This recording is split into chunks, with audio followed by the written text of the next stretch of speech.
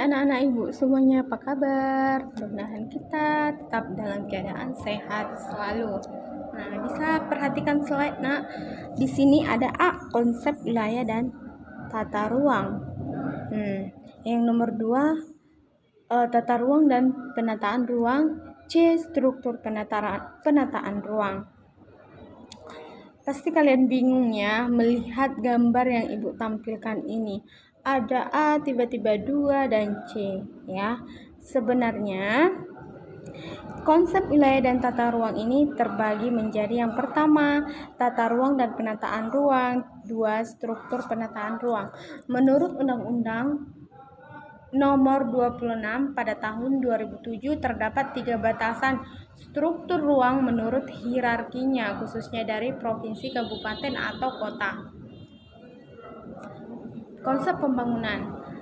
Nah, dalam konsep pembangunan ini secara etimologis berasal dari kata bangun, diberi awalan pemda akhiran, guna menunjukkan perihal pembangunan. Secara ensiklopedia, kata pembangunan telah menjadi bahasa dan konsep dunia.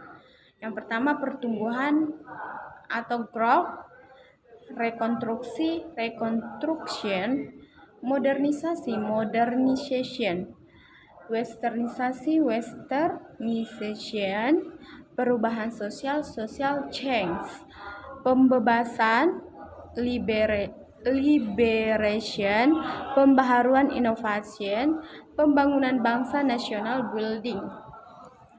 Nah, ini ada indikator pembangunannya.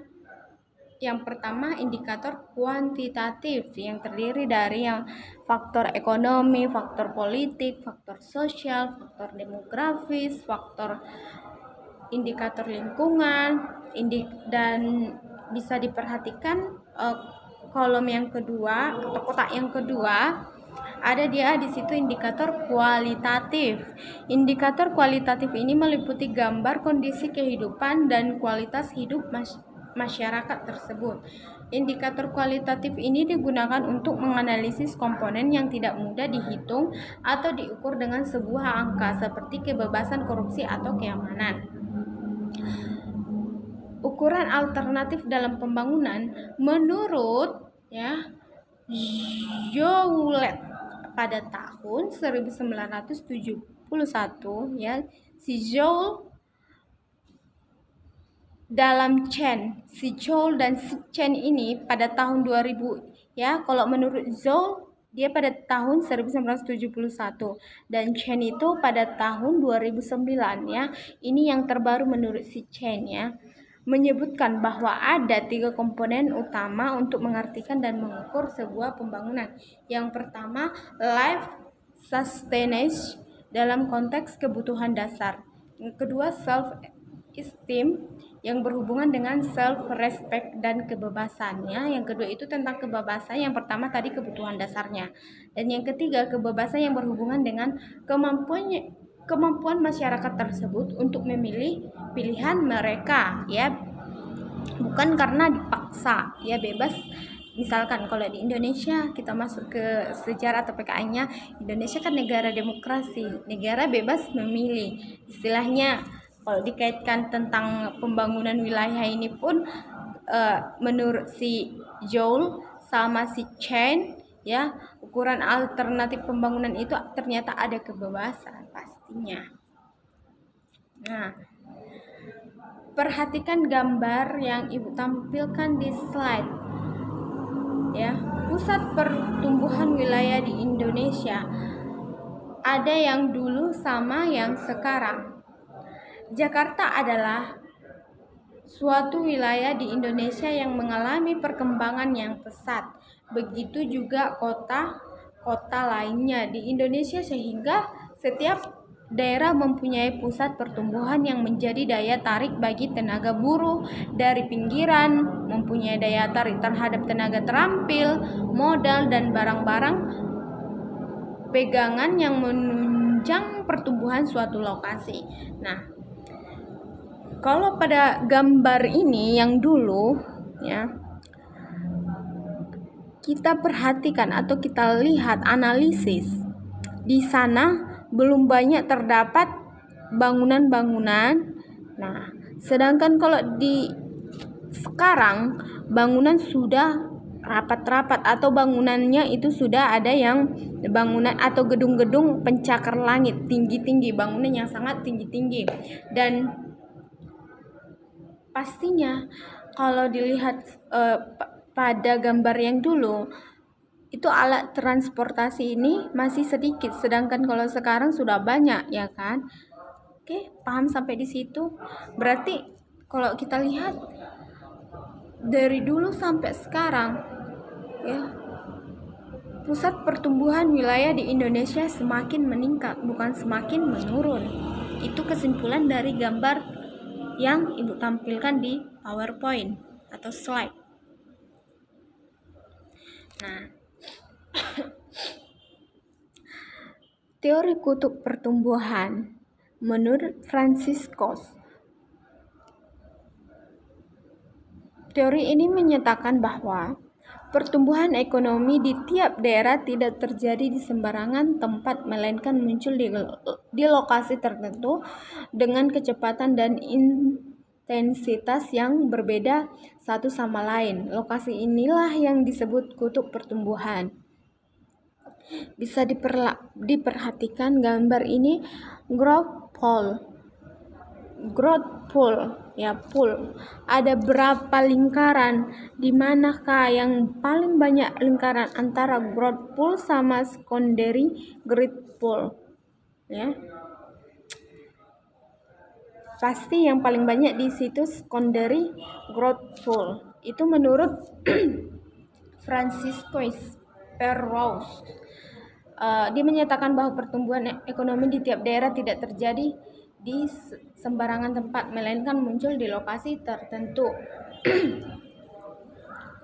Nah, sedangkan teori pusat pertumbuhan menurut John Friedman pada tahun 1964 mengemukakan konsep center periphery atau pusat pinggiran. Pengembangan wilayah akan melahirkan kota utama dan wilayah sekitarnya yang menjadi inti dari sistem kota-kota nasional dan pinggiran yang berada di luar serta bergantung pada inti. Bisa perhatikan ini ada gambar menurut John Friedman.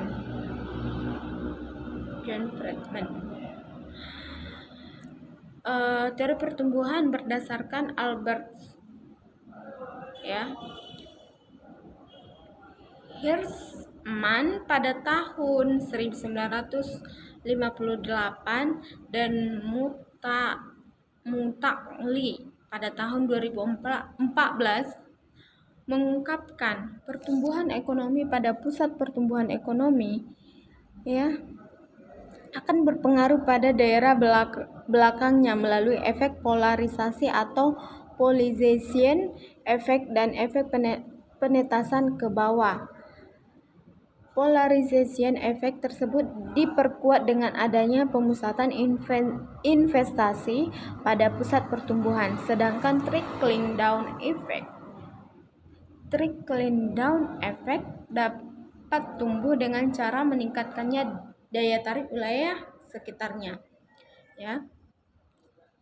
Ini menurut, bisa kalian perhatikan, ya, teori pertumbuhan menurut si Albert. Sedangkan menurut Rostow, ya, pada tahun 2014 terdapat 5 tahap pertumbuhan yang didasarkan kepada ciri-ciri umum perubahan keadaan. Contohnya itu ekonomi, politik, sosial yang berlaku. Pembangunan ekonomi atau transformasi suatu masyarakat tradisional menjadi satu masyarakat modern merupakan suatu proses yang mempunyai dimensi banyak, tidak sekedar ditandai dengan menurunnya peranan faktor pertahanan dan meningkatkan peranan faktor industri dan jasa. Bisa dilihat gambarnya, yang pertama paling belakang itu masyarakat tradisional dan di level yang kedua atau tangga yang kedua itu prakondisi lepas landas, dan yang ketiga lepas landas, 4 bergerak kedewasaan, dan yang terakhir itu konsumsi massal ya.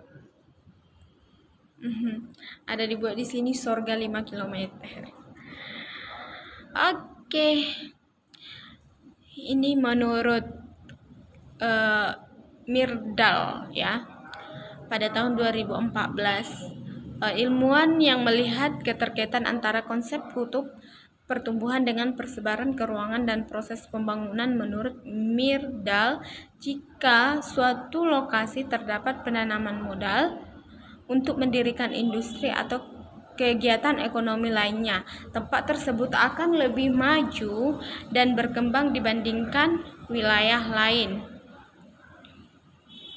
Nah, ini tempat sentral yang berhierarki 3K sama dengan 3. Ya, tempat sentral yang berhierarki 4K sama dengan 4. Tempat sentral yang berhierarki 7K sama dengan 7. Ya.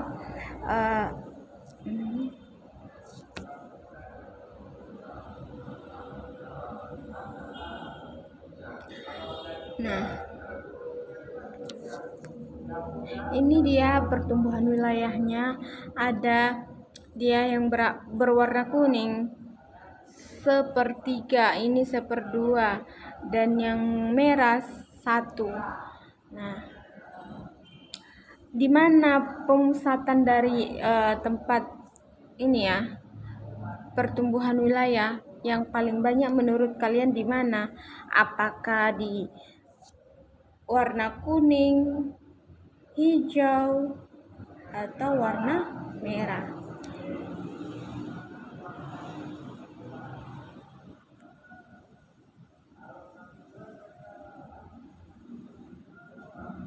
Oke. Ini ada perencanaan tata ruang wilayah. Yang pertama, rencana umum tata ruang. Rencana tata ruang wilayah nasional atau RTRWN. Rencana tata ruang ini selanjutnya disingkat dengan RTRWN, adalah strategi dan arahan kebijaksanaan pemanfaatan ruang wilayah nasional sampai dengan 100 meter di bawah permukaan bumi, 1 km di atas permukaan bumi, dan batas luar zona ekonomi eksklusif atau Z. Terus rencana tata ruang wilayah provinsi yang disingkat dengan RTRWP, yaitu hasil perencanaan tata ruang yang merupakan penjabaran strategi dan arahan kebijakan pemanfaatan ruang wilayah nasional dan pulau ataupun kepulauan ke dalam suatu dan pola ruang wilayah provinsi. Ketiga, rencana tata ruang wilayah kabupaten atau kota yang disingkat dengan RTRWK atau K. Dengan rencana ini adalah hasil perencanaan tata ruang yang merupakan penjabaran dari RTRWP ke dalam struktur dan pola ruang wilayah kabupaten atau kota.